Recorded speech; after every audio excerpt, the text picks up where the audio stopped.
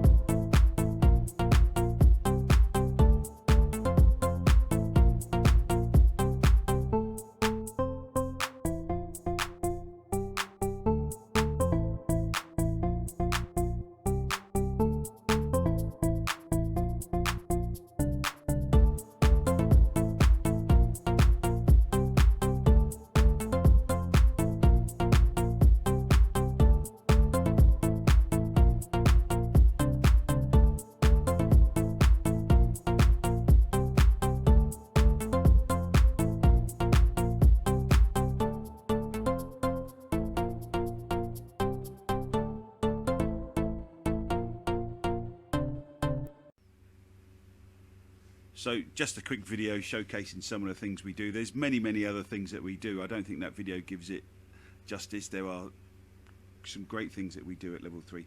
So hopefully you can get involved in some of them. So you'll see on the screen that there's a 2 certification program for next year. The first one we will do with City and Guilds, and that is a Level 3 Diploma in Advanced Professional Cookery, and that will cover the kitchen and larder aspect. And then the second certification will be a Mid-Kent College Advanced Pastry qualification. So for the City and Guilds Kitchen and Larder VRQ, you can see that there are 3 assignments. These are written assignments that you will need to do in classroom on food safety, supervisory and gastronomy. 4 theory units, vegetables, meat, poultry and game, fish and shellfish. 1 additional unit that we will do, and you've just seen in the video clip about the sausage competition, and that will cover the food product development unit that we do. So in November when we do the sausages, then that's this extra unit that we will do around that. 5 practical bee tests, you'll see some photographs of them in a minute. A vegetarian, a boned out loin, pot roasted game, a porpiette and a ballantine of poultry. And then the actual synoptic exam, which will be done towards the end of the year, is 4 dishes in 5 hours. Now just to explain the pastry unit, these are add-on units that we are adding on. We're going to start off with some base theory units initially, so you can see that we'll look at hot and cold desserts and paste products, and we will do a bee test on Gâteau Pithiviers and Biscuit Giconde. However, we can increase the amount of pastry throughout the year. This would depend on obviously student attendance and performance, but there is scope to put a lot more pastry, and we want to do that if we can. So we can obviously include things on advanced biscuit, cakes and sponges, petit fours, dough and batter products, put in another bee test and then also a final exam. So the amount of pastry that we do will obviously be governed on student attendance and performance, etc. These are some of the pictures. You can see this one is a spinach roulade, which obviously covers the vegetarian bee test. This one covers the pot roasted quail dish. This is the boned out loin, and in this case we use the rabbit, a whole rabbit, which you take off the saddle and the loin. Hot souffle bee test. Gâteau Pithiviers, very favourite one of the students, making that fresh puff pastry, and inside will be an almond sponge. And another favourite is the Biscuit Giconde, where you make a very thin Giconde sponge, fill it inside with a bavois, a gel, and then you can go to town on doing some sugar or caramel garnish on top. So this is an example of the larder exam. These are 4 dishes that have been on in the past, and you can see that you get 5 hours plus 30 minutes setup time, and you need to produce 2 portions of each. And although you can cook and prepare these in any order, you must serve them in the order that they're shown on the screen. This certainly isn't set in stone, but this is approximately the type of hours that you could be expecting to do in college. But please note that this is very subject to change at the moment, particularly in the current situation that we find ourselves in. You'll see that with the practical there will be 2 4-hour practical sessions a week, but not on the same day, so that you do 4 hours one day, 4 hours the next day. That 4-hour session will be broken up with a break in the centre, probably between 30 to 45 minutes. You have 2 1.5-hour theory and assignment classes a week. So add the 3 and the 8 hours together. The practical and the theory is 11 hours essentially. If you are doing maths and English, you will get 1 2-hour session in maths and 1 2-hour session in English. The PPD slot is going to be 1.5 hours. Industry placement, which is your external work experience, this isn't confirmed, but we are looking at 200 hours as a minimum. And if you are on the Maidstone site, you'll be doing 1 session a week in Oaks, and if you're on the Medway site, you'll be doing 1 session in McLeod's a week. But like I say, this is all subject to change. So therefore, as well as your main VRQ qualification, you would be expected to attend all maths and English lessons if they apply to you, all tutorial lessons which will apply to you, and all McLeod's or Oaks sessions depending on what campus you're in. And as you can see at the bottom, failure to attend or poor attendance, poor performance could result in course withdrawal, and nobody would want that embarrassment of somebody tapping you on the shoulder and asking you to leave. As you saw in the video, we will look at trying to arrange some trips. Obviously at the moment that's going to be a bit difficult, but certainly in the new year it may be possible to take you to Borough Market. Fantastic, we love going to Borough Market every year. That's near London Bridge train station if you've never been there before.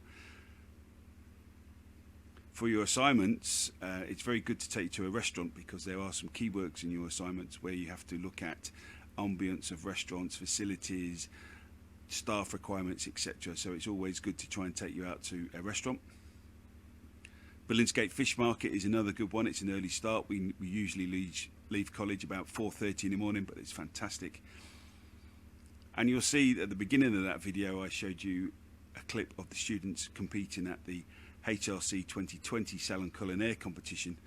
It's on again next year, and we're looking at taking students to compete at there, and that will be at the London Excel. And every year at the end of the year, we'll try and put in a fun trip, like going out for dinner or going to the beach for a barbecue or Thorpe Park or something like that. In terms of equipment, you would be expected to have full chef whites. Okay, so I'd expect you to have 2 white jacket, a bib apron, some safety shoes, a hat and chef trousers. And all this uniform must be cleaned and ironed for every practical session. If you are missing items or you need items, you haven't got enough, then obviously get in touch with one of us and we will send you the uniform list, which you can then order online through our site called Russums, which we use. They are a firm up in Sheffield, and they will supply most colleges student equipment. You'll see the picture on this slide of the Professional Chef Level 3 textbook. I'd like you to have a copy of that. Personally, if you can have a physical hard copy, so i.e. buy the book, it would be better, but it is available as an ebook. So if you can't afford the book, or you prefer to do it as an ebook, you can access it through the College LLC, so you don't necessarily have to go and buy that book. Fish tweezers, weigh-in scales with spare batteries, temperature probe, piping bags and nozzles, sharp knives. Amount of students turn up with either no knives or blunt knives. A notebook and pen for practical lessons, so a small notebook and pen that can fit in your knife roll would be perfect. So any tips or notes that you get during the lesson, you can jot them down. An A4 folder, plastic wallet, notebook and pen for theory lessons.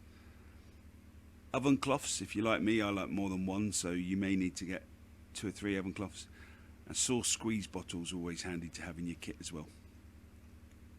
Any issues with the equipment, you're not sure how to order them, then obviously give one of us a shout. In terms of financial assistance for this, you can apply to the college for a bursary, and once we've received confirmation that your bursary application is successful, then either Department Maidstone or Medway will then order you some of this equipment. But if there's any doubt, then please get in touch. So what I'd like you to do next is complete an online progression test. So that's all students wishing to progress on to level 3. You need a link for the progression test, so if you can send me an email, and you can see my email on the screen there, anthony.hopkin@midkent.ac.uk. Send me an email and just put in the email, Tony, can I have the link for the progression test, and I will send you the link. And if I can ask you to do this as soon as possible. If there's any questions, anything in this presentation you want answering or more details, then again send me an email and I'll come back to you. Many thanks for watching.